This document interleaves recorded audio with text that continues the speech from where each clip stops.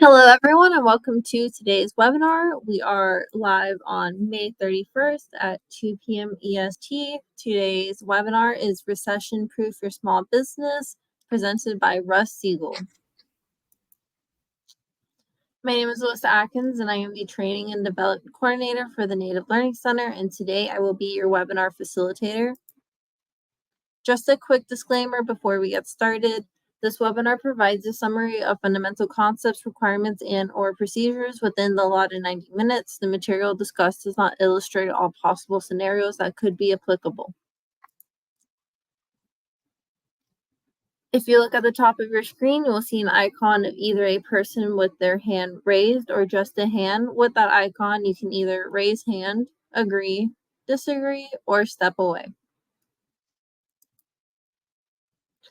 To the bottom left of your screen, you will see a box that says Files. Here you will find today's presentation. If any additional handouts, please feel free to download a copy for yourself.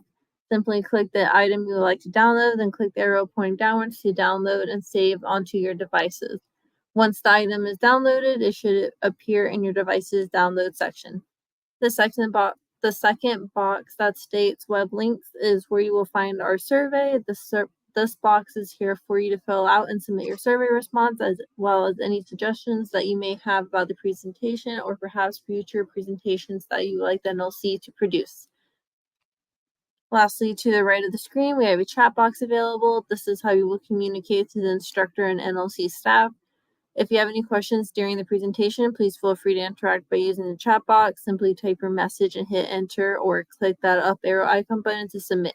We encourage class participation, so please feel free to write in those questions or comments. Tech support issues should also be submitted here. And it is with a great pleasure that I introduce Russ Siegel. Thank you. And good afternoon to those of you who are in an afternoon time zone, and good morning to those of you who are still in a morning time zone, wherever you are. I hope you're having a great day. Today, we are going to talk about what history has shown us about businesses that have survived the worst of the worst. I'm going to give you some great examples today of businesses that were able to step outside their comfort zone and weather the worst economic conditions imaginable, and how we can apply that to our businesses today. I'm Russ Siegel. I am the Executive Director of the Sequoia Fund. We serve the Eastern Band of Cherokee Indians in Western North Carolina. We are a native CDFI that has been around about 25 years now. And we are extremely proud of the work that we do here, helping businesses weather all kinds of storms. Hopefully, some of the things that we've learned over the years, we can impart on you today so that you too can smooth out some of the economic ruffles that we find ourselves in. I want to thank the Native Learning Center for hosting us today. And I want to apologize up front that there are no magic pills today. I am unfortunately not going to be able to bring you a magic wand or a magic pill that you can take that just makes all the inflation and high interest rates and rising supply costs and supply chain issues go away. But what I can do is offer you a quick piece of advice. And if I just had one piece of advice that might substitute for a magic pill, it might just be stop watching the news. Because regardless of how you lean politically, there's probably going to be a news station out there that makes you feel unreasonably good about how things are, and a lot of other stations that will, or not a lot of other news sources that will help you feel really, really bad about things and maybe just position you to blame the other side. I'm here to tell you that news stations, when it comes to economics, are really good at helping us catastrophize. In other words, they help us see the very worst possible and imagine that we're going to head straight into that abyss. And nothing could be further from the truth. Some of the best businesses in the world, some of the strongest, wealthiest businesses in the world, businesses that you probably, I would venture to say, on your desk or in your household, you probably have some of their products right now began in the depths of either a recession or in the middle of the Great Depression itself. And what news won't do is put things into perspective. And that's what I want to do for you right now. Today, our unemployment is only 3.4%. Now, if you drive around and you see fast food restaurants, and you see retail stores, you walk into hotels, you see places that right now everyone has a help wanted sign out. It seems that way. This is a very topsy-turvy, upside-down condition that we find ourselves in. Never before have we seen this kind of economic turbulence with this extremely low unemployment. Part of the reason that we find ourselves in an extremely low unemployment state right now is because of COVID. COVID prompted a lot of folks who otherwise would have stayed on the job to either take early retirement or to just retire again. A lot of those retirees who were in the workforce, who were doing many of the things that we rely on, this might have been their second or third act. But a lot of those encore employees left during COVID, and they haven't been replaced. And what we're seeing right now is that some states are even trying to loosen some of their restrictions on teenage workers so that we can get teenagers into the workforce and get them trained up so that they can take up some of that slack that exists. But 10 years ago, just 10 years ago, we had an 8.6% unemployment rate. Now, the general consensus is that when you're at about 5% unemployment, you are at what's considered full employment, because it's believed that at 5%, everyone who wants to work is working. Everyone who can work is working. The jobs that are out there are getting filled. And yet we were 3.6% above that. In 1982, when a lot of us who lived through that time, we remember the high gas prices, high relative gas prices. I think 79 cents a gallon today would not seem all that high, but it was astronomical back then. And we remember high interest rates when mortgage rates, if you could get an 18% or a 16% mortgage rate, you were doing really well. But unemployment in 1982 was 16.2%. In the Great Depression, 1 out of every 3 workers was out of a job. 1 out of every 3. In between 1930 and 1933, we had a total collapse of the banking system. Now, in the last couple of months, we've had a scare or two with Silicon Valley Bank and with some other banks that have collapsed, so-called collapsed. They went under the FDIC control. Other banks have swallowed them up. But it was not really the same conditions that we had during the Great Depression. During the Great Depression, if your money wasn't in a bank, you didn't know where it was. Today, the money that you put into banks gets reinvested into treasury bonds, into the stock market, into the bond market. So that money isn't just sitting in a vault in the bank. It's continuing to work in and through the economy. But we didn't have that in the 1930s. There was no unemployment compensation. When you lost your job, you just lost your job. There was no minimum wage. There was no social safety net that existed back then. And so when people were out of work, they went hungry. That's why we see so many pictures of soup lines and things that all around the world. This was not a phenomenon that was just unique to the United States. This was worldwide. Now, when we talk about minimum wage, we do have some countries like Australia that later on implemented what they call a learning wage or a student wage, where there is a different minimum wage for younger people who have not yet gained job skills and a minimum wage for older, more established workers. It's what we would call a bifurcated minimum wage. And that exists to help encourage students to get into the job market, but also to help encourage those businesses to hire students. Because right now, when we look at some cities where their city or county or even the state minimum wage is pushing $15, $17 an hour or even higher in those localities, if you have an opportunity to hire a person who has a family and is very motivated to feed their family, or a 16-year-old who's entering the workforce for the first time, and you have to pay both of them the same amount, you're probably going to hire the more experienced person.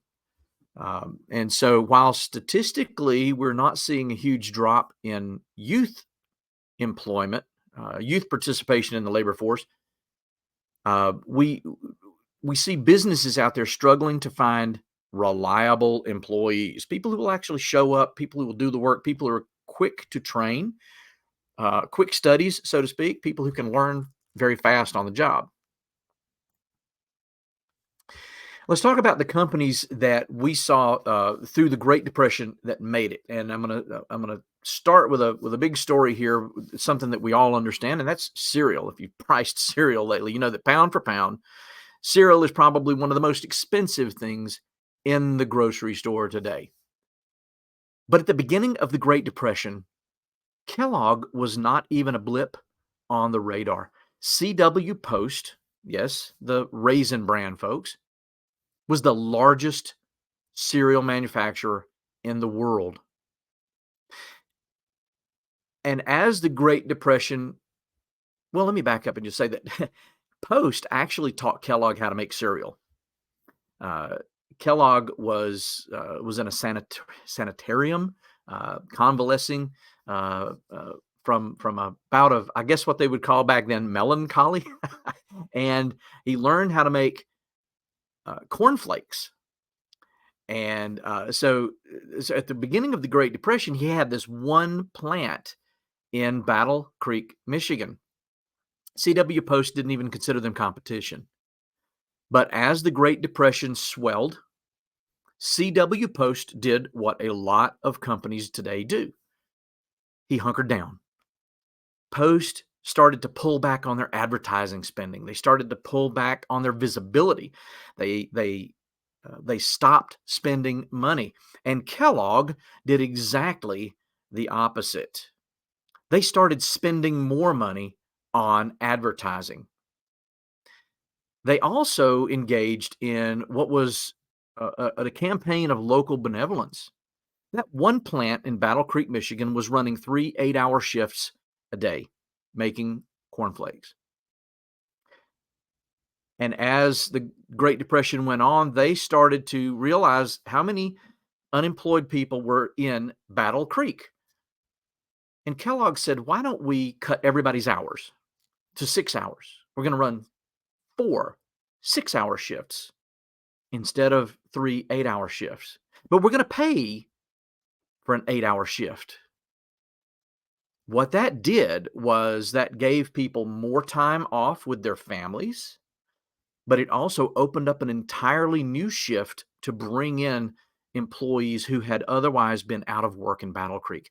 People did not forget that benevolence. They saw what Kellogg was doing. They became loyal, not just loyal employees, but loyal customers.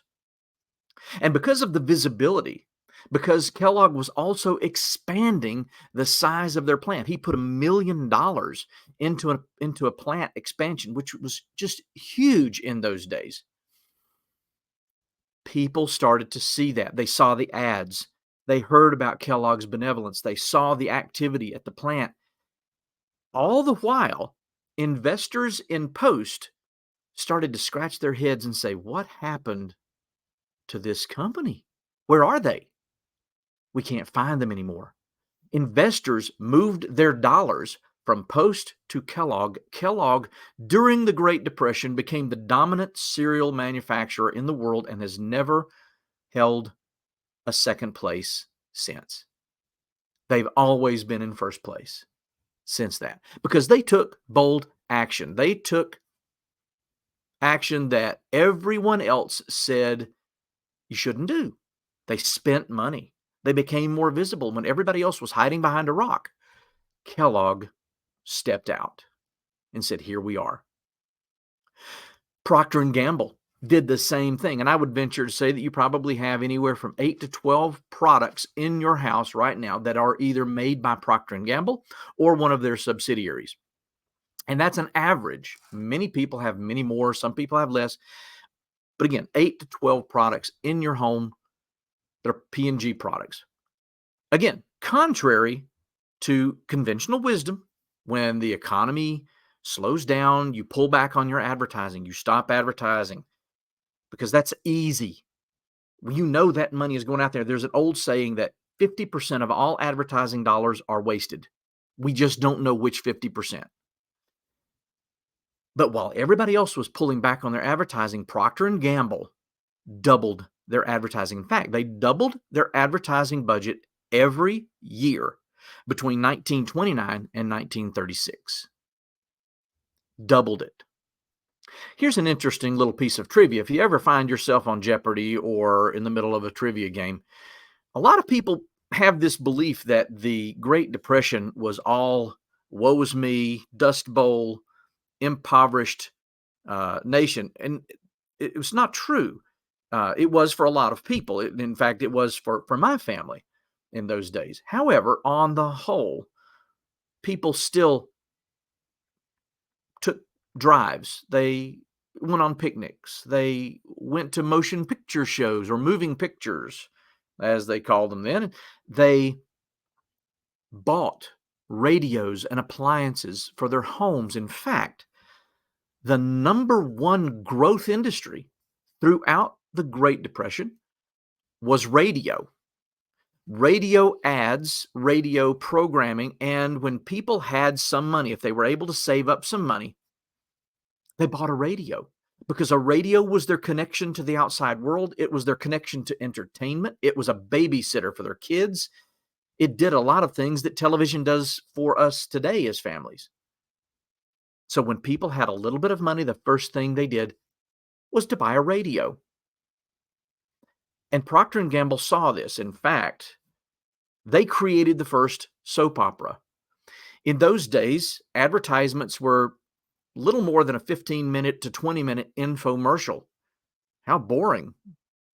And P&G saw an opportunity to entertain people. They said, housewives especially are at home. They're listening to their radio. Let's give them some daytime entertainment.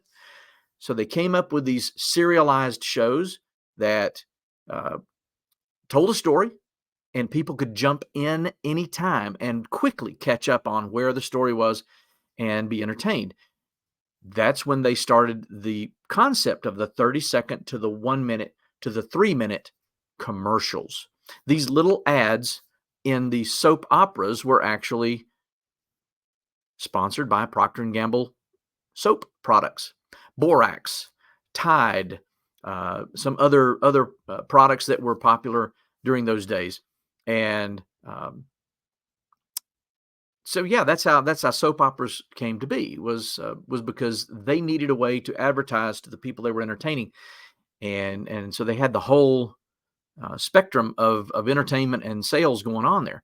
A.E. Schmidt was at one time the largest pool table company in the world. They have since been bought out by Brunswick, which now I think holds that title. But A.E. Schmidt, during the Great Depression, couldn't sell pool tables. I mean, who's got money to buy a billiard table when you could barely put food on the table? And they said, we've got to find a way to keep all these salespeople employed. How do we do that? Well, they turned to janitorial supplies. The same people who had been selling pool tables started selling toilet paper, toilet seats, paper towel holders, napkin holders.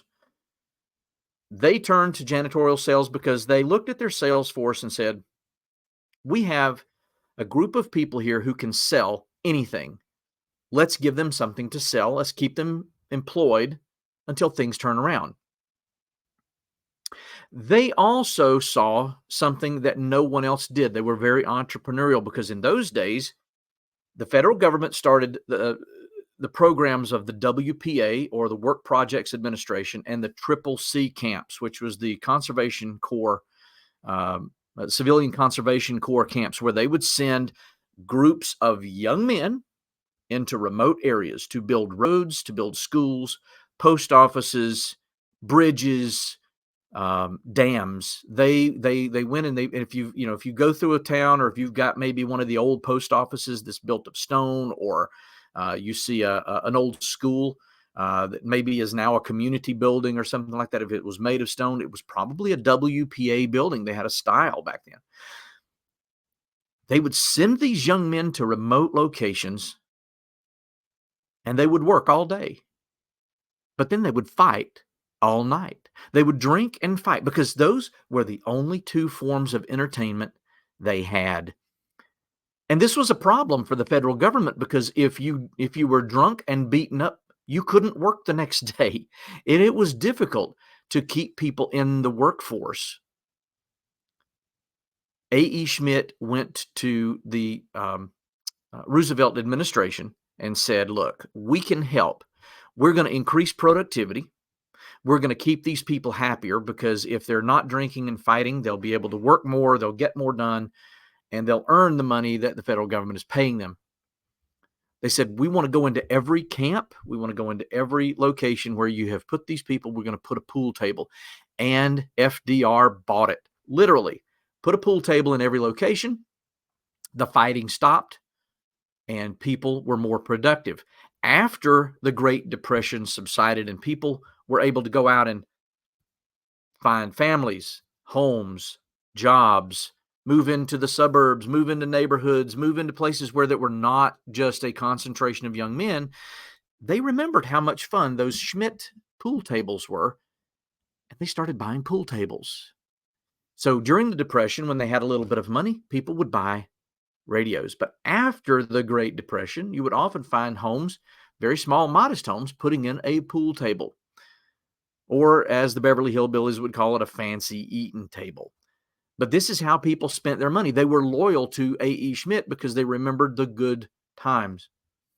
Crane Paper, for years and years, and it's one of the oldest paper companies in the world. It's certainly the oldest paper company in America that continuously operating. Crane has done really fancy, high-end papers for years. And they realized that during the Great Depression, people were not going to buy stationery. So they went to the federal government and said, what if we use our paper making skill and we come up with a way to make currency that is harder to counterfeit? And today, they are still one of the major manufacturers for the U.S. Treasury. They stuck to their core, but they did it in a different way. They looked for a new customer. And they said, how can we use our particular set of skills, as Liam Neeson might say, in another way? And they weren't the only ones. Camel cigarettes learned that women can smoke too. This almost doubled their market during the Great Depression. Now, there are a lot of people who believe that the Great Depression was aided by World War II, and that to some degree is true. And Camel and other Lucky Strikes and some other cigarette companies would actually send their products to our young men in Europe, in European theater, in the Asian theater, and they got hooked on it. So they smoked for generations after the war. But Camel was the first one to figure it out. They made their, what we would learn later, Joe Camel, if you remember that ad campaign, they made smoking cool for women. Walt Disney Company was almost bankrupt, and they came up with this peppy mouse who was named Mortimer until Walt Disney's wife found out. And she said, that's a terrible name. Let's call it Mickey. So he came up with Mickey Mouse, and Mickey Mouse saved not only the company, but again, it made people feel good. There are three things that people will spend money on in a terrible economy, even the worst economy. And if you look at the way you spend money when the economy is bad, you probably find these same three things. People will eat well. We will save up. We will have good food. You know, in the Depression, people were lucky to eat meat once a week, but they grew good gardens. They made sure that they had good food on the table. In fact, there were farmers who were not allowed to enlist, were not allowed to go to war, because the government said, you are too valuable. We need you here to grow food for our soldiers and for the people who are still working at home for the war effort. You can't go fight. So people will eat well. Number two, They will look good. Yep, we're still going to get our hair cut. We're still going to have decent clothes to wear. We're going to look good because looking good feels good. And we're going to, number 3, be entertained. And however that is, whether it's a board game, a puzzle, a movie, a vacation, whatever it is, we're going to find a way to be entertained. So even as the economy takes a hit today, there was just an article out by the cruise industry that said the cruise industry is struggling right now to keep up with demand. They are not canceling cruises. They're finding that even if they need to cancel a cruise because of maintenance issues or something, people are not willing to cancel. They are shifting their bookings to different cruises, which is very unusual. In fact, this Memorial Day weekend, we saw more air travelers than we did in Memorial Day weekend 2019. So people will eat well, they'll look good, and they will be entertained. Chevrolet, back when Ford said you can have any color you want as long as it's black, Chevrolet started to build their cars with some different options, different colors, and a little bit of variety, and they took over the car industry. But these are all companies that didn't do anything massively different. They stuck to their knitting. They did what they did well. They just shifted their direction a little bit. So rather than running for the rock to hide behind when things get tough, we need to take stock of the skills we have and figure out how are we going to use this in a way that keeps us viable. A friend of mine once said there are only 2 ways to fail: if you don't have a market for what you are selling, or if you stop trying. Now, the buggy whip industry still exists because there are still horse and buggies out there. But the buggy whip industry was very quick to look at the automobile industry and say, this is a fad. This will go away. Those noisy, smelly, cantankerous machines that belch smoke out into the atmosphere, we don't need those. Now, we'd rather have horse poop in the street than smoke in the air, I think was their argument. But they said this is a fad and it too will pass. We're not going to change our ways. Now, you had seat manufacturers for buggies and for wagons that started using their skills, and they lost some employees to the automobile manufacturers because they also needed seats. They used bench seats, very much like the wagon that you see here in this graphic. But the buggy whip folks, they were steadfast. They believed that cars would just go away. They didn't. So if you don't have a market, you're probably going to fail. Now, you probably recognize Edison here, who was another cantankerous old coot. And I'm not going to give you the number because the quotation here is a little murky. Some quotations you will see that he said about the light bulb: I have not failed 700 times. I found 700 ways that don't work. Other quotations go as high as 7,000 failures. I have not failed 7,000 times. It really doesn't matter which one of those quotations is correct. The sentiment is correct. If we stop trying, we fail. I've seen so many small business owners who just throw up their hands at the first sign of trouble and say, I am not ready for this. I can't do this. This is too much. I'm just going to go hunker down, or I'm throwing in the towel. I'm going to quit. Well,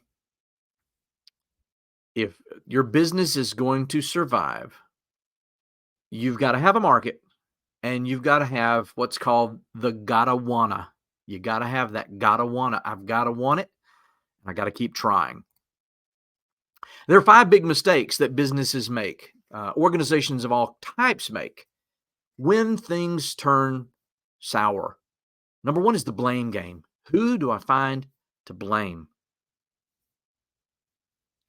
South Park, several years ago, had a very poignant episode on blame, that it was not important what happened. It was more important to figure out who to blame than it was to find out what happened and how to keep it from happening again.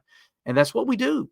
We find someone to blame. We want to blame the media. We want to blame politicians. We want to blame the competition. We want to blame world events. We want to blame cosmic events that are completely out of our control.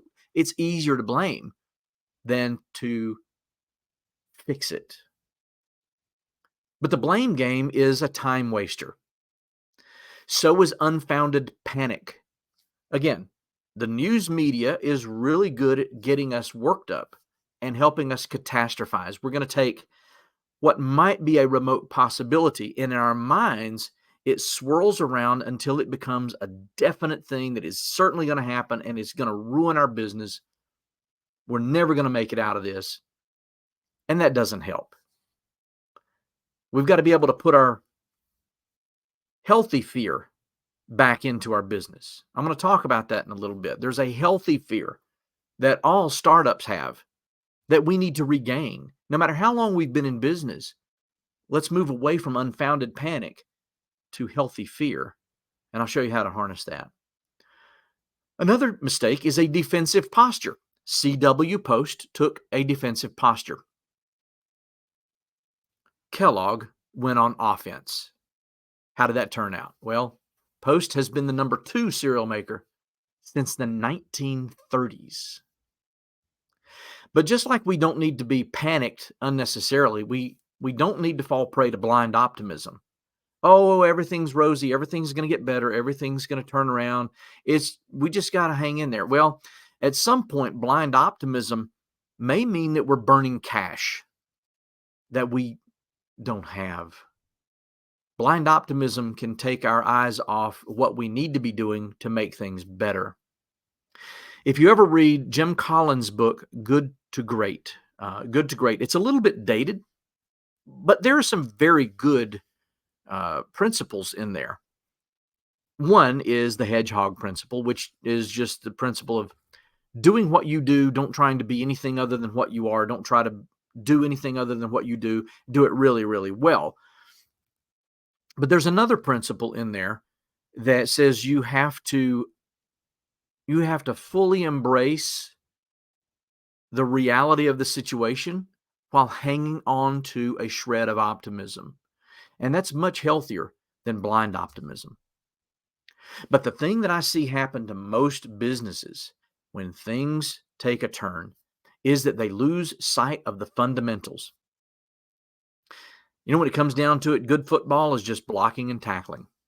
And your business is no different. Good business is just keeping the customers you have, getting more, putting out a good product, giving good value, taking care of your customers, taking care of your employees, pricing your products right, promoting your products to the right people in the right ways in the right places.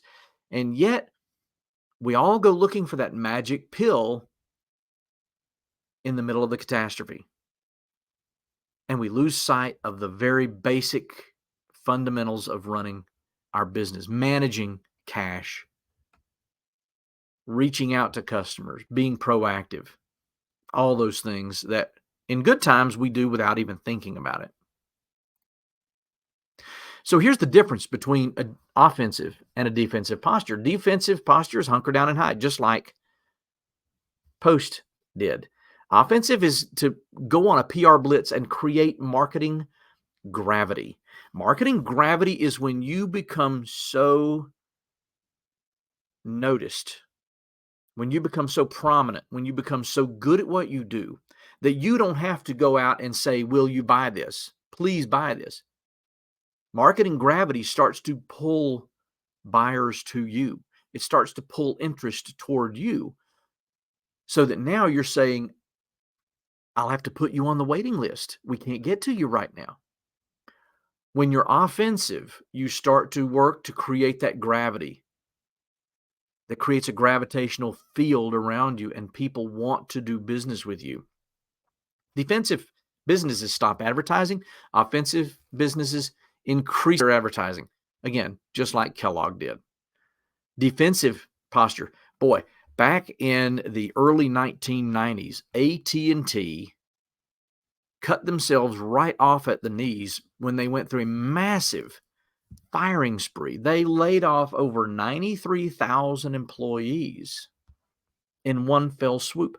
They cut their entire capability to do business. Offensive posture is, we may not replace the people who leave, but we're going to make sure that anybody we do hire is a strategic talent. We're going to make sure this person has a strategic fit, a strategic set of skills. And that person, it might be that we've never hired a social media expert before. Well, now we have an opening for one. Maybe we've never hired a digital media promoter before. Now we need one. We're going to be very strategic in who we bring on board. Defensive companies cut salaries and benefits, which is a great way to get people to do what's called quiet quitting these days. We've seen this backfire on a number of companies just this year. Offensive companies pay people like they own the company. We're going to give you a stake in the outcome. We're going to give you a stake in the ownership. We're going to pay you a bonus based on performance. We're going to take care of you, because if we take care of you, you will take care of our customers, and our customers will take care of the company. Defensive companies start to hoard information. They keep information close to the vest. We're not going to talk about salaries. We're not going to talk about how much cash we're burning through. We're not going to talk about how bad things are. Offensive companies open the books. They talk about their profit and loss statement. They teach everyone how to read the balance sheet. And they say, you, employee, this is where you fit into these financial statements. What you do every day, this is the impact you have on our bottom line. They open the books. They talk about these things openly and freely. And they help people understand their value to the company. Defensive posture is we're just going to hold our own. We're going to try to take care of the companies, the customers we have now. We're not going to venture out. We are not going to be Crane paper and start making currency. We're just going to figure out how to make it on stationery. We are not going to try to sell to the federal government like A.E. Schmidt did. We're just going to sell billiard tables to whoever can still afford it. We'll hang in there, but this is not risky. Well, without risk, there's no reward. You have to take a risk. Everything that we do today is risky, and it should be if we want some kind of reward for it. This should say rate, R-A-T-E, not rake risks. We have to rate our risks. We have to look at risks and say, is the juice worth the squeeze? Is this going to have a payoff for us? And then we need to take those risks to widen our lead. In fact, Germany is doing this right now with children. Germany realized that their workforce was not a risk-taking workforce. Where German workers used to invent things, they used to develop things, they were chemists, they were engineers, they were physicists. They realized that the German economy was falling prey to a group of workers, a generation of workers, not willing to take risks. And to combat that, all across the country, they started putting monkey bars back on playgrounds. Yes, kids can get hurt. Yes, it's dangerous. But they said we have to start at a very young age teaching children how to evaluate and take risks. Who knows? We'll have to wait another 20 years to see if that pans out. I don't think that's a bad idea. If our business is going to survive, we have to be willing to take a risk or two. Now, defensive posture means that we're going to cut prices. We're going to get into this price downward spiral where it's a race to the bottom. And if you have more money than I do, you can put me out of business in a price war. If I have more money than you, I put you out of business. And at some point, cutting prices is not going to attract customers anymore, because at some point, cutting prices means that our quality dips below what you as a customer expect. Cutting prices means that you're not willing to pay for it because now it's just a cheap product or a cheap service that doesn't work. An offensive posture, those companies that stepped out and made it, increased value to their customers. They said, here's what more we're going to bring you. Here's what else we're going to be able to do for you. We want to build better relationships with our customers. And it might mean that we're only going to focus on the top 20% of our customers. but we're going to treat them like royalty. We're going to take care of them, and we're going to be very good to that 20%. Now, the other 80%, we're going to take care of them too, but we're going to spend a lot of our energy on that top 20%. We're not going to waste a lot of energy on the bottom 20% who we're having to fight to keep because they are just looking for cheap prices.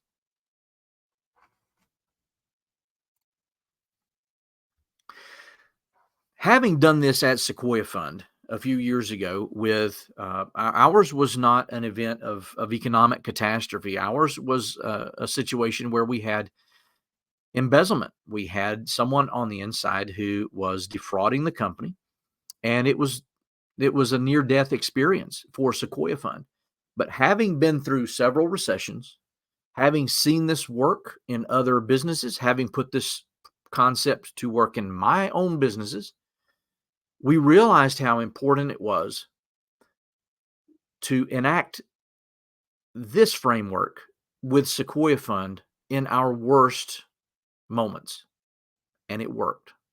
So this doesn't just work for a bad economy. This works for bad situations when you need all hands on deck and you got to turn things around. Communication was key. I talked to a lot of experts who said, don't tell people how bad things are. Don't tell people what's happened. It'll be bad for your reputation. Well, look, I'm just an old country boy, and I just determined that I'm going to be honest with people. I'm going to tell people what happened. And without fail, everyone we told said, how can we help? The same thing has happened time and time again when companies start to communicate in rough waters. Get everyone involved in the solution. If you are running your organization, if you're running your company, and you're the only one who is thinking about these things, trust me, you're the only one losing sleep at night. Everyone else goes home.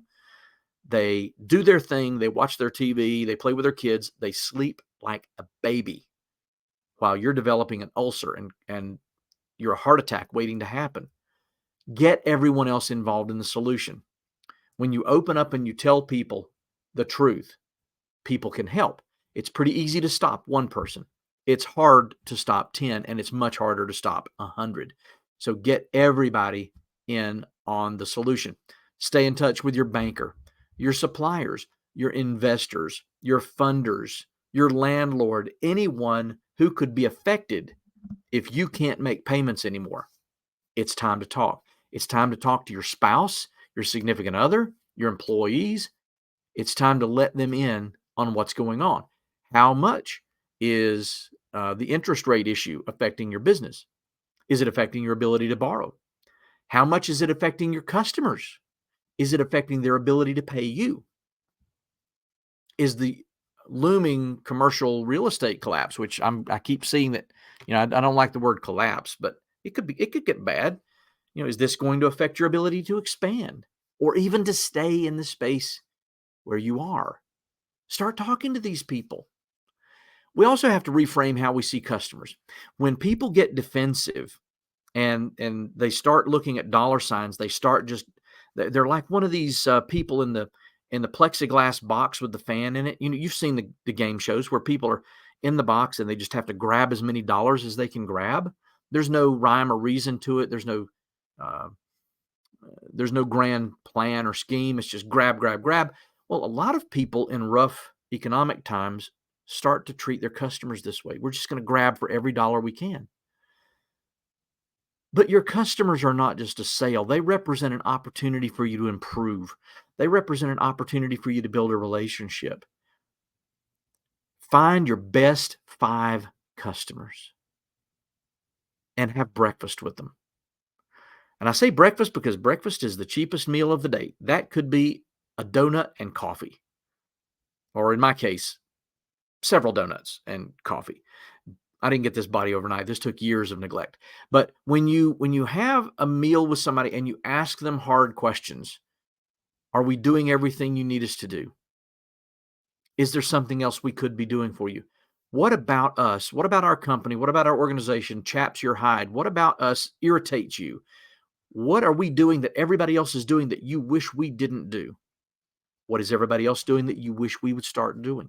Ask the hard questions, and your best 5 customers will give you good, honest answers.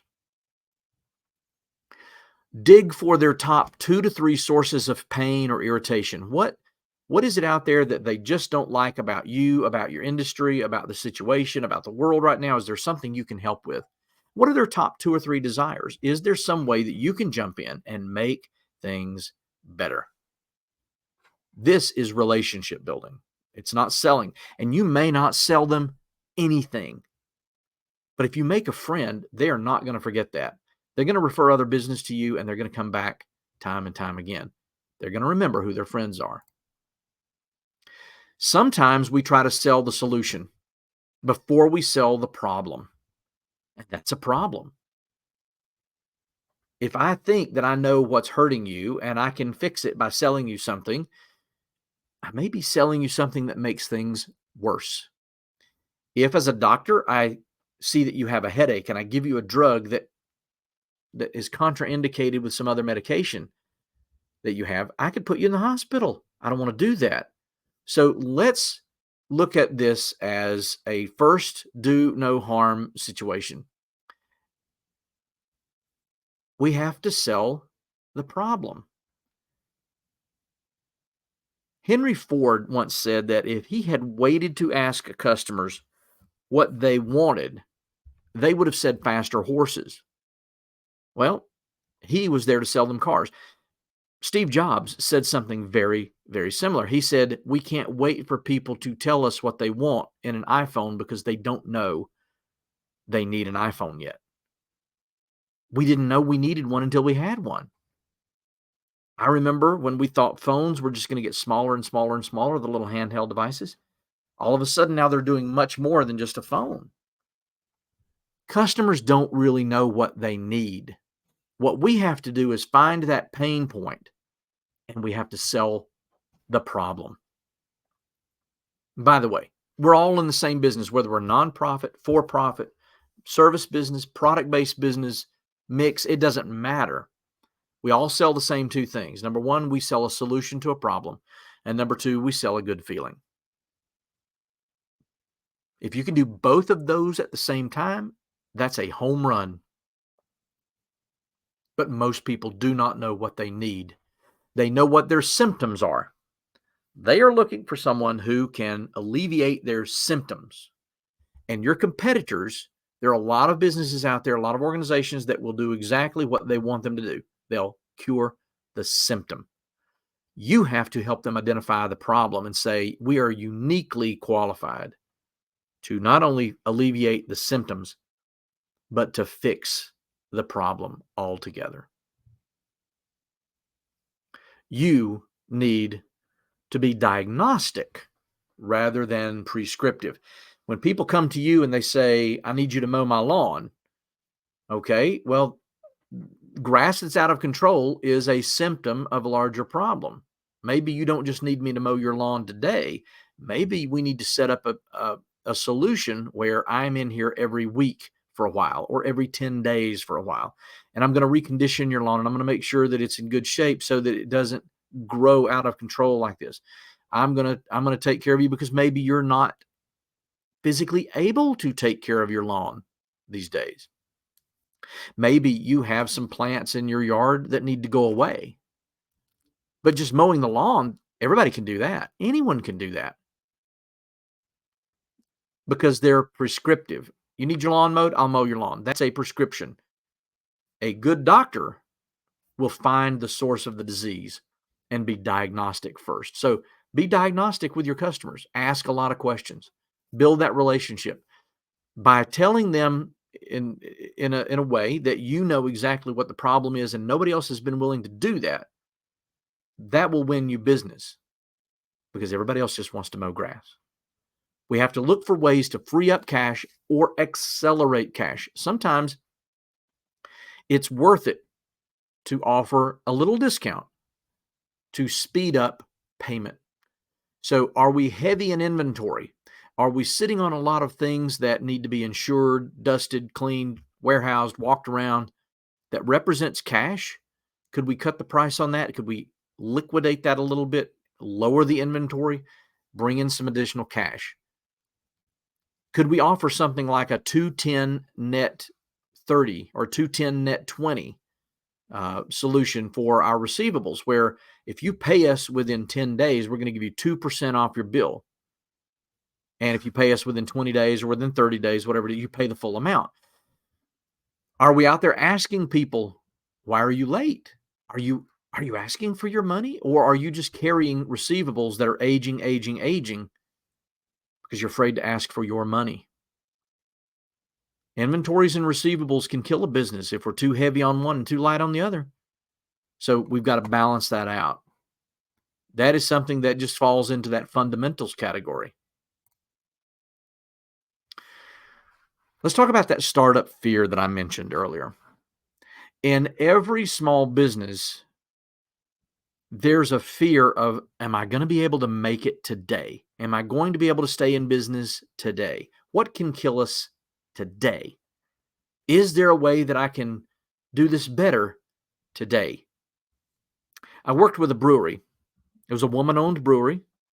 And she said every morning she woke up and she was hit by this blinding moment of fear because she understood her break-even point. She knew exactly how many glasses of beer, how many barrels of beer every day she had to sell, both in her retail and her wholesale business, to break even.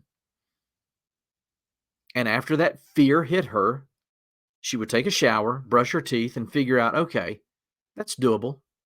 I can do this. I did it yesterday. I can do it again today. She knew exactly how high the bar was that she had to jump over.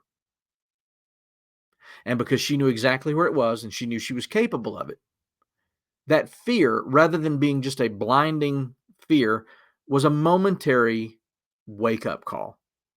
It was a healthy fear. And every startup should have healthy fear. Oh my goodness, am I going to be able to hit my break even today? Am I going to be able to go out and find 3 new customers this week? Am I going to be able to find the right location for this next expansion? That's a healthy fear. And that's a good thing. It doesn't slow us down. It doesn't force us behind a rock or into a hole where we just can't come out. It's that healthy fear that says, now I'm energized. I am ready to do this one more day. If you can regain that healthy fear, you're going to be fine. When that fear starts to keep you awake at night, when it becomes more than just that momentary wake-up call and it starts to stick with you all day, it might be time to start talking to some of your employees and share that fear. Because once you start to share that fear, they can help you do something about it. Too many businesses misalign their financing and their objectives.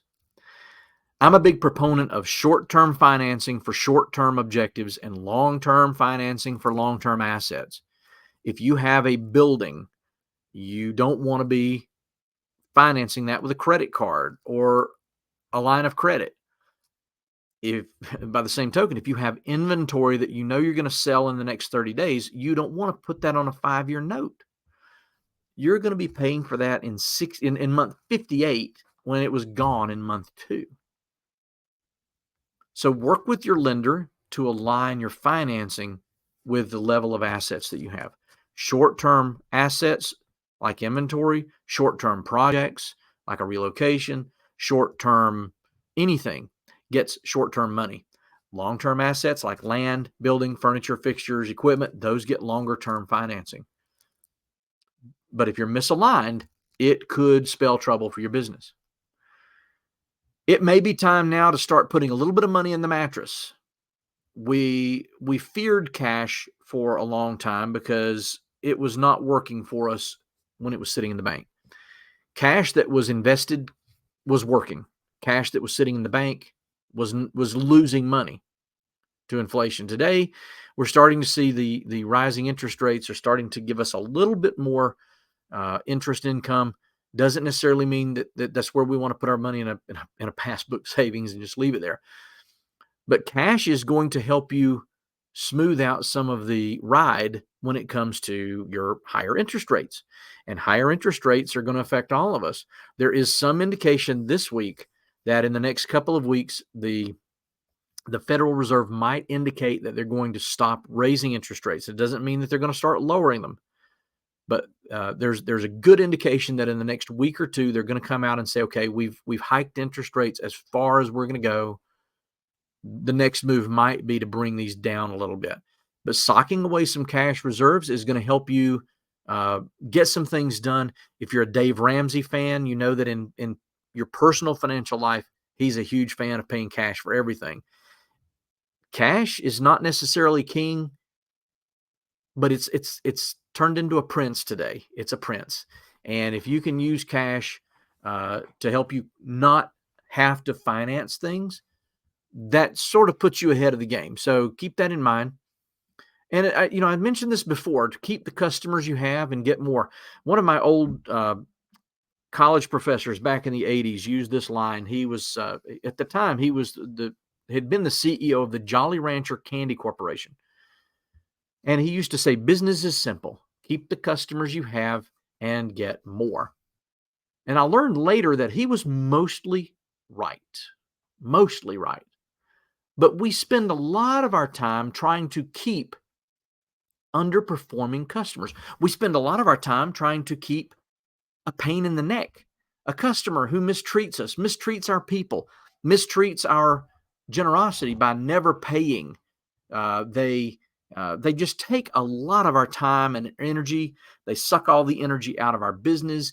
When their number shows up on the phone, our people don't want to talk to them. They don't want to have anything to do with them. They let the phone go to voicemail. If we fire that bottom 15% of our customers, it opens us up to so much more productivity by being able to focus on the top 20%. Now, how do we fire customers? Tactfully. We have to fire them in a way that doesn't say, I want rid of you, get out of here. Because today they will take that attitude, they will build a blog, they will go on Twitter, they'll go on Facebook, they'll go on social media, and they will destroy us.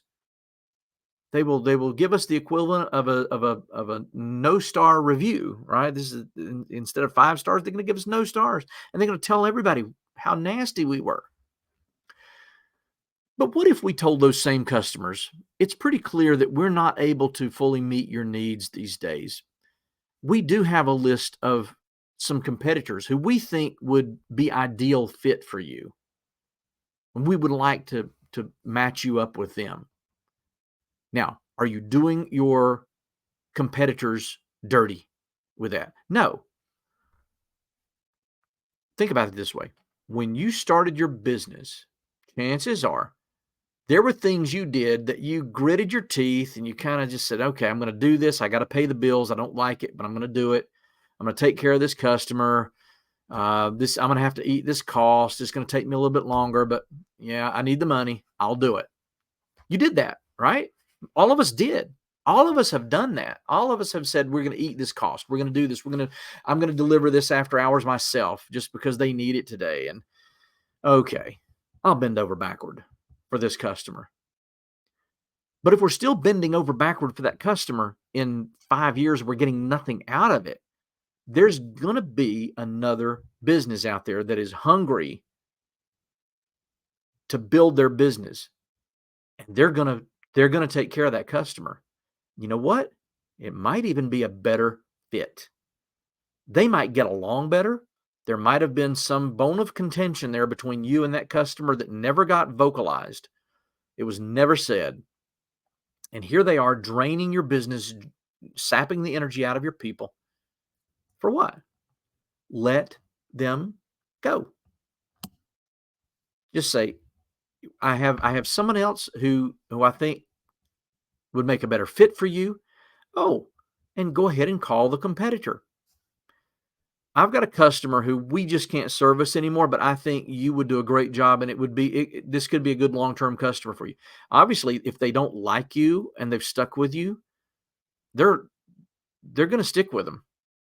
So you might be doing 2 parties a favor. Let them go.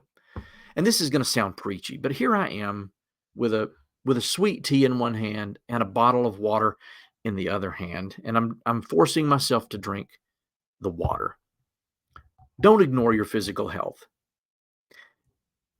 As things get tough, we tend to take on a lot of the stress. We tend to absorb a lot of that stress ourselves, and it is bad for our physical health.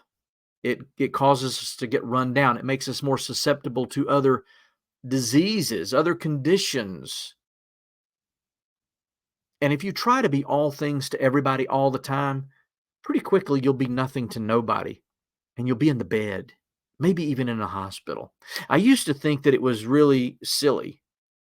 And I use that word deliberately. When I would see news stories of celebrities or executives who were hospitalized for exhaustion, and I thought, here I am, a young man full of energy. I've never been exhausted a day in my life until I was. And I didn't realize it. My wife had to point it out to me. She said, "You are going to kill yourself if you don't do something to get rid of the stress." And very slowly, she started dragging me out of the house, making me walk for 30 minutes every day, making me drink more water, making me eat healthier meals when I really just wanted to grab a cheeseburger, a grilled cheese sandwich, just grab something and just keep rolling. If you ignore your physical health, it's going to take a toll on your business. You take care of you so that you can take care of your employees and your customers, and in turn, they will take care of your business. It's the circle of life, I think, is the way Simba said it in the movie. I'm pretty sure he wasn't talking about this, but you get the gist. So there's some changes you can make right now, and this is a perfect time to use this economy as an excuse to improve your business. If you have downtime, if you have days when you're not open, and I know that a lot of restaurants, attractions, hospitality businesses, they're closing. Businesses that used to be closed on a Monday are now closed Sunday through Wednesday. They're open 3-4 days a week because they don't have enough people to work, or they don't have enough customers, or they have supply chain issues. There are myriad reasons why businesses have chosen to close down for a while. Use that time to train, bring people in, help them learn to be more productive. Here's something very simple. I'm going to use this as an example, but it's something that hits me right between the eyes every time I go out to eat. And there are several restaurants that we frequent. Look, I'm old. I'm set in my ways. I know what I like. My wife and I, we hit the same places every week. It's just easier than trying to figure out something new. And so I'm always amazed that they feed me well, and then they come around and say something really in passing. Are we thinking about dessert?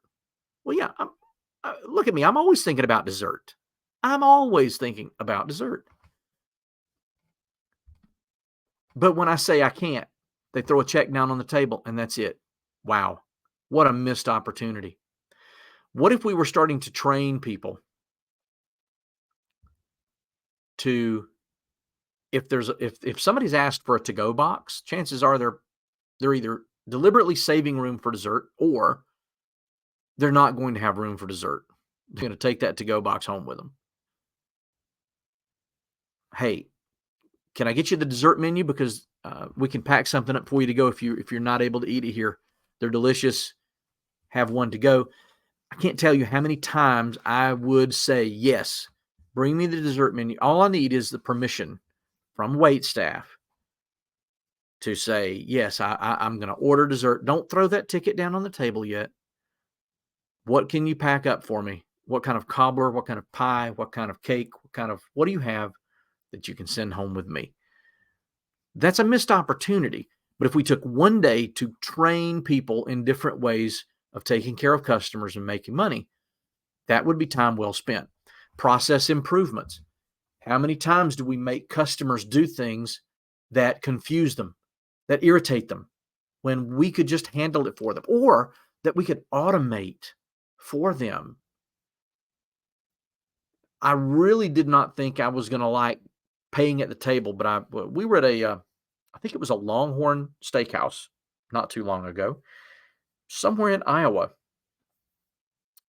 And the lady who was waiting on us, she just pointed to the little gadget at the end of the table, and she said, "Whenever you're ready, this you'll pay right here, and this will take care of everything." I really didn't think I was going to like that, but I was able to take my phone and touch my Apple Wallet to that box and pay. She didn't have to make another trip. She could move on and do other things, and it increased her productivity, and it helped me not have to wait for her. I was happy. My wife was happy. Everybody was happy. Is there something we can improve? Is there something we can automate? And I'm not talking about fixing a broken process. I'm not talking about putting lipstick on it and saying, yes, it's done. I'm talking about replacing a process, doing something that is radical to make that bad process go away and replace it with a good process. What can we do to improve that? Well, Japanese manufacturing might have the key to that. After World War II, a man named W. Edwards Deming had helped American industry ramp up for the war effort. And in the rebuilding of Japan, he was asked to go over there and help them rebuild their industry. And from that, we had the likes of Toyota, Honda, Nissan, all of these manufacturing companies they're revered today for their efficiency and their quality. They were born before the war, but they really came of age with his process improvements. And they came up with a little trick called the 5 whys. The 5 whys. If there's a process that's broken, or a process that's irritating, a process that's taking too long, a process that could be shortened, a process that just needs work, we're going to ask the question, why? Why is it taking this long? We're going to ask that question 5 times. Why is it taking this long? Well, because we're using this machine. Why are we using that machine? Because we're too cheap to buy another machine. Why couldn't we get 2 of those machines rather than having to replace that older machine with a brand new expensive machine? Once you ask the question why 5 times, you have gotten to the heart of the problem. You've gotten down to the root of the issue that you need to fix. So the 5 whys is a really quick process improvement tool. We need to be strategic about recruiting and hiring. And yes, when you have the for sale, not the for sale sign, but the help wanted sign in the window, and you're covered up and there's just so much business you can't even think straight, the first person who walks in and says, "I'm willing to work," you're probably going to hire that warm body. And that could be a mistake. Look for the skills gaps. Look for the needs that you have in your business. Look for those gaps where you can plug someone in a strategic way, and then go hire that person. You're not just hiring someone to wait tables. You're hiring someone to sell more product off your menu. You're not just hiring someone to mow grass. You're hiring someone who can be a turf specialist, who can help people's lawns. They don't want short grass. They want their lawn to look good. They want their property to be valuable. They don't just want their weeds gone. They want the place to look good. They want it to be inviting and not inviting to varmints, but inviting to neighbors and other people. Be strategic in how you recruit and how you hire. Go to the bookstore, look at the number of books there are on the shelf. You could do this at the library as well. How many books are on the shelf teaching people how to interview and get a job? Versus how many books are out there to teach employers how to recruit and interview and hire? There are a lot more on the employee side than there are on your side.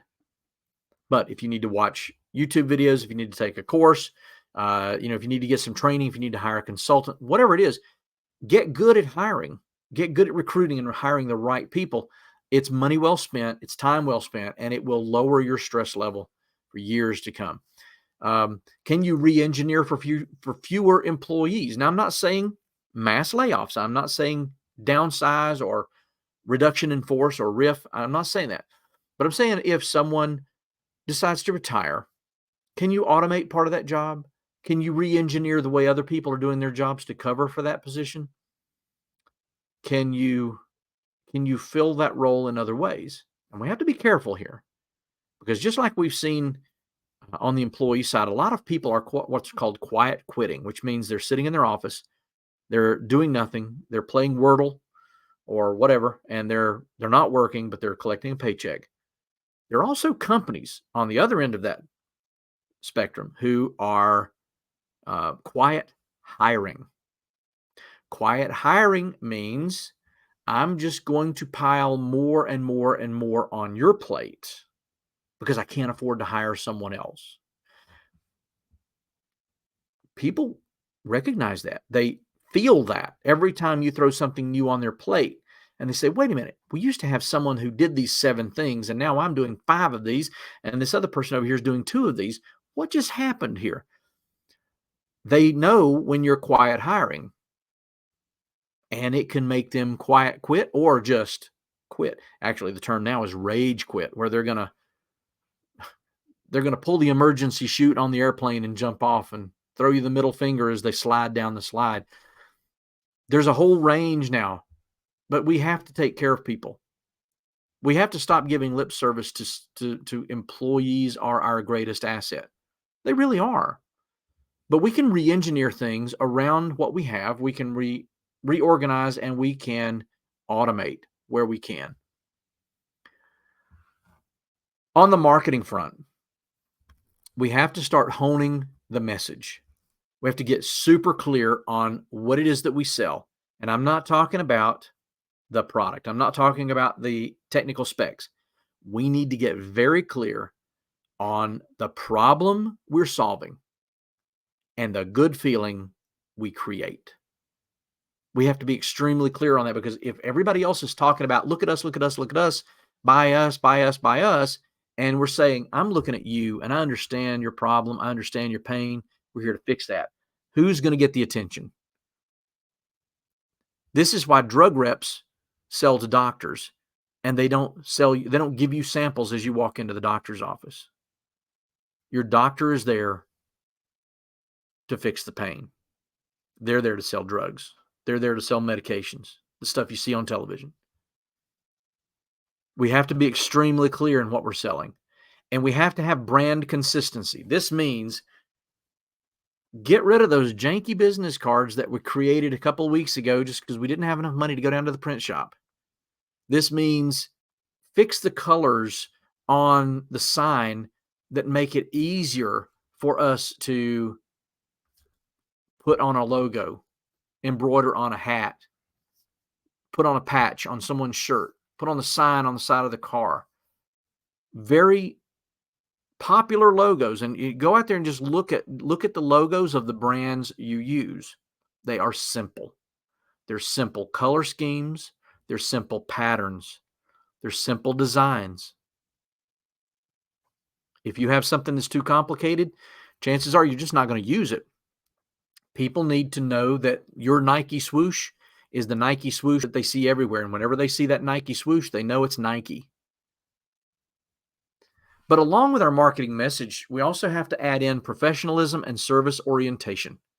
We do have to bend over backward. When everybody else is throwing up their hands and saying, I'm tired of this, everybody's a whiner, nobody listens, nobody wants to work, nobody cares. My basketball coach used to say, don't play their game. You play your game. And I'm pretty sure he got this from a concept that Coach John Wooden employed at UCLA. In fact, a lot of the greatest players in the NBA came out of the UCLA program. And the first day they showed up for practice, they spent all day putting on their shoes, putting on their socks. Some of the players were indignant. I didn't come here to put on my shoes. I knew how to tie my shoes since I was 4 years old. I don't need to learn this. And John Wooden would say, if you don't learn how to do this very fundamental thing, you'll be in the middle of a game, you'll have a blister, and you're not going to play at your optimal level. Now, the people who are playing against you are not doing this. They're going to have blisters. They're not going to put on their socks correctly. You're going to beat them. Then, every day in practice, they would run the same plays back and forth, run the same plays, same plays, same plays. Bill Walton, one of the greatest centers in the sport, said, "Hey, coach, I didn't come here to do this every day. We're learning to play basketball. I want to play." And John Wooden said, when you get in a game situation and things are not going your way, what are you going to do? He said, your competitors are going to change their game. When they get down, they're going to change their game. They're going to do something stupid. They're going to make a misstep. We are running a ballet, and you're going to run the same play every single time. And you're going to fall back on your training, and it's all about doing what professionals do. Well, Bill Walton didn't want to listen to him. But in the first game of the season, in Bill Walton's freshman year, UCLA was ahead at halftime. They came out of the locker room, and the other team was like a completely different team. They started playing a completely different game. Their pace was different. Their press was different. Everything about them was different. And UCLA danced the same ballet up and down the court, and he got it. He realized it's consistency, it's professionalism, it's an orientation to just do what we do, play our game. And so if you are committed to service, if you're committed to taking care of your customers, and this goes to, making sure the muffler on your delivery vans is quiet so that people don't hear you coming from 3 miles away. I mean, people think about professionalism as having manners and talking to people with respect. It's putting on the booties before you walk into the house to perform a service, to make sure you don't get dirt on the carpet. It's a lot of things. But hone that message and equate all of that with your brand. People will remember. Here's where it gets a little dicey. I don't want you to think that I'm in favor of franchising your business. That's not what I'm talking about here. But when we look at most small businesses have what I call a craft model. Every day we get up and we reinvent the wheel. We wake up, we start brand new, like nothing happened yesterday. It's a lot of one-off thinking. Oh, this is the first time I've ever heard this problem. We're going to solve it. Oh, this is the 30th time I've heard this. Now, how did we do that before? Well, let's figure this out. Custom products, custom services, custom policies, or no policies, no formal systems, no processes. We're just going to fly by the seat of our pants. That limits your growth. The franchise mentality is that whether you love them or hate them, a Big Mac tastes like a Big Mac no matter where you are. A Big Mac tastes, they don't want to hire somebody who says, I've got this great, cool new way of making a Big Mac. No, they want you to follow the instructions and make the Big Mac the same way every other McDonald's makes the Big Mac. It's a multi-unit thinking. Okay, I may be one person running one little business in one location, but what if I had 100? How would things change? How would I do things differently? How would I do things differently if I had 5? How would I do things differently if I had 5 in this town, 5 in this state, or 50 across the country? Multi-unit thinking makes you start thinking bigger about how you're going to get things done. You start to standardize your products, your services, your policies. You may not need a sexual harassment policy right now because there may not be anybody else in the building but you. But don't you want to have a policy in place for when you do hire someone? Humans are messy. And if we don't have a policy, it can get messier and it can jeopardize your very business. How can we take this one little business where I am right now and I can prove my systems, I can test my systems, I can test these processes, I can make sure this works, I can write it down so that I can teach the next person who I hire how to do it exactly this way. This is a more predictable growth model. Not only is it a more predictable growth model, but it's going to hold us steady. Even if we choose not to grow, it's going to make sure we're doing things right. In bad times and in good times, we have to be able to protect ourselves. If you have a what I call a low complexity structure, which is a sole proprietorship, a partnership, those are usually pretty low complexity structures versus a corporation or an LLC. Low complexity structures give you higher personal risk. Higher complexity structures can lower your personal risks, but you have to play by the rules. You can't just start a corporation and then treat it like a partnership. You can't just treat it like a sole proprietorship. You have to play by the rules. You have to record the things, the decisions you make. All that stuff has to be done right. And you also have to insure yourself. Now, again, these are different layers of protection so that if something goes wrong, remember, you're not just going to recession-proof yourself. You almost need to bulletproof yourself. You want to protect your business against customers and employees. You also want to protect your customers and employees. You protect yourself against them with a sexual harassment policy. You protect them with a vacation policy, with a time off policy. You're going to look after them with decent insurance. And this may just mean that you're going to provide what you can. Now, I said open the books. I'm a big proponent of teaching people that. If you teach people how you make money and how much money you have, you don't have to be the bad guy when you can't afford health insurance, hospitalization, vision, dental, all that other stuff. You can say, as I did with my employees back in the late 90s, you know how we make money. You know what we have in the bank. Figure it out. If you can figure out how we can afford health insurance, we will do it.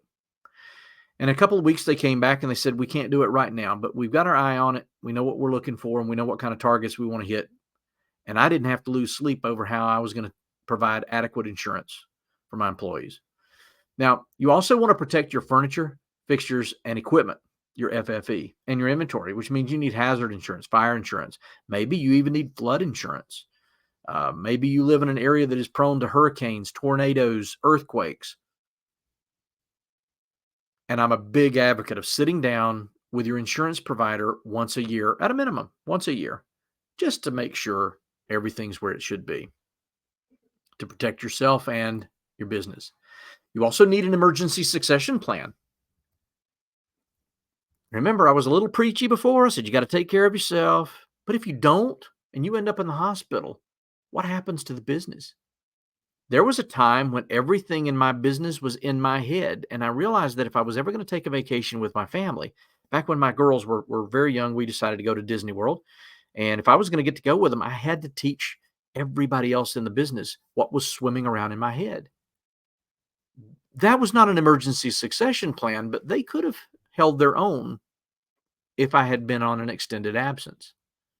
Your emergency succession plan is going to cover things like who's going to be able to deal with the bank, who's going to be able to deal with your suppliers, who's going to be able to make decisions on hiring and firing. And you have to know it. They have to know it. You have to share it, and you have to keep it updated.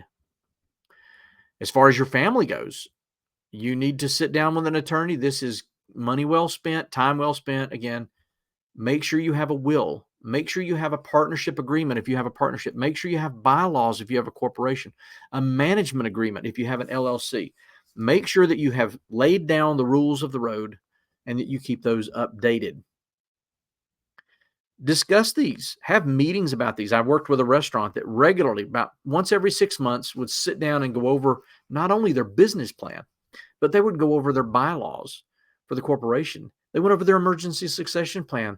It was sort of like that boring, rote speech that we get when we fly that almost nobody pays attention to. And flight attendants try to make this as interesting as possible, but they all tell you the same thing. Buckle your seatbelt. Here's how to work the oxygen. Here's how to work your flotation device.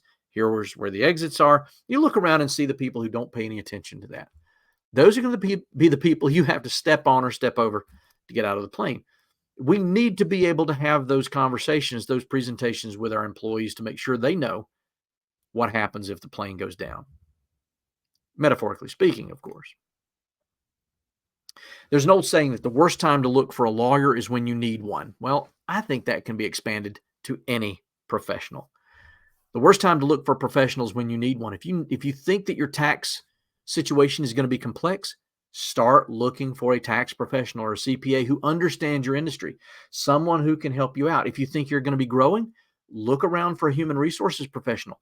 You can find maybe a retiree through SCORE, which is the Service Corps of Retired Executives. SCORE.org is a great resource. You might be able to find a neighbor who just retired from a manufacturing company or from a resort or something, who has lived and breathed human resources for the last 30 years, and they'd be happy to help you out, let you pick their brain and so forth. But look for these before you need them, so that if you do need them, you know where to turn. And stay connected. We have so many different ways of staying connected, and we squander those opportunities by sharing pictures of cats and funny pictures of our kids playing Little League, when we really need to be joining industry groups on LinkedIn and Facebook. We need to be following industry leaders on Twitter.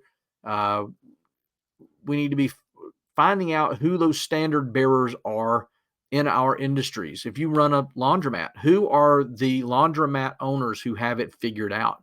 Are you following them on social media? Are you staying in touch with them? Chances are, if you reached out to them, they would talk to you. They would answer your questions, because the good ones have an attitude of a rising tide raises all boats, especially if you're in one state and they're in another. They don't care how high your tide becomes. Industry and trade professional associations are a fantastic way to spend your money and your time. Yes, they're going to cost money to join, but the return you get on that investment sometimes is just astounding. You won't even believe it. Sometimes the welcome package they send you is worth the price of admission. You need to have regular meetings with your team.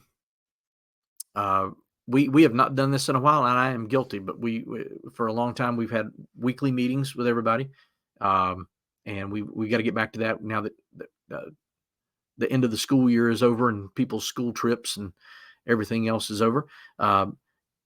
Sit down with people one-on-one, have a little coaching session with them, find out what they need, what they want, how you can help them be better.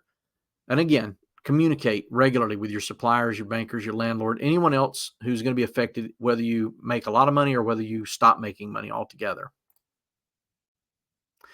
Consider opening your books. I'm going to kind of skim through these last couple of slides because I know our time is short, but I want you to be able to again, download the PDF version of this so that you can take this with you. Teach your employees how to read a balance sheet. Teach them how to read your profit and loss statement. And this doesn't mean that you have to tell them how much money you make or how much money everybody else makes. You can lump all of these things together under one line called people expense. Chances are they have no idea how much it costs to keep them employed. But involve them in decisions. Let them make decisions. Trust them. We hire them because we like their brain, and then we say, whatever you do, think like I do. Don't think for yourself. Well, that's not fair. Have your employees set goals and tie rewards to these goals.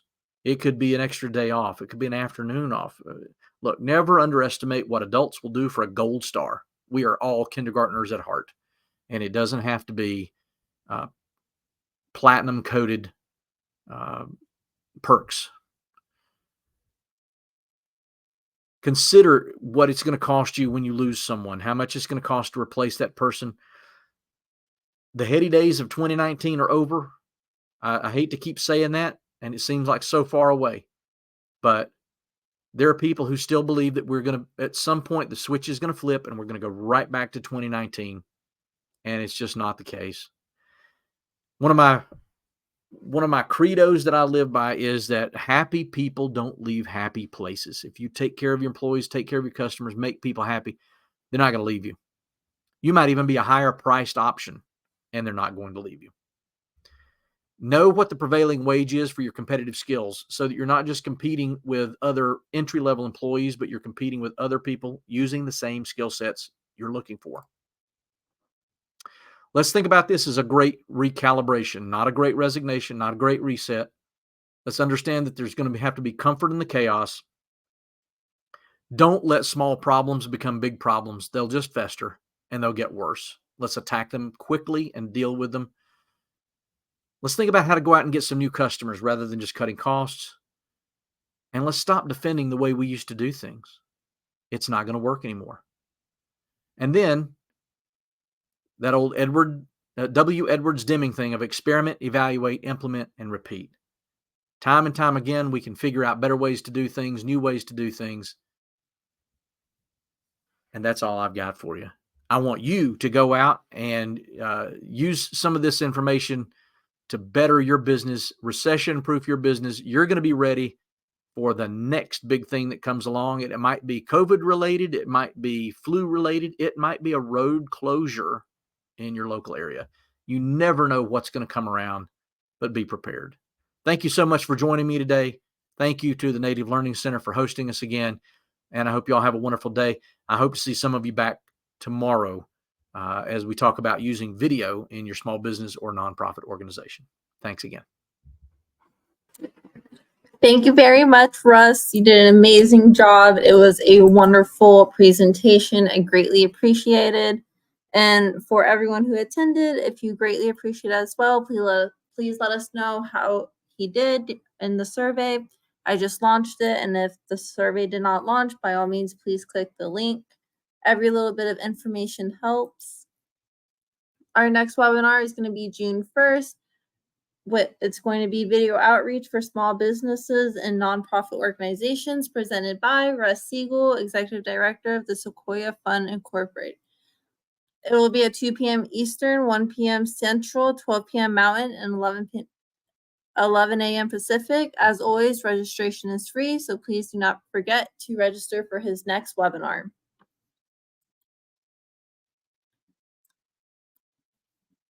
Feel free to access this and any other recorded webinars online on our website at www.nativelearningcenter.com. We have a Cathedral Webinars tab in a recorded webinar section.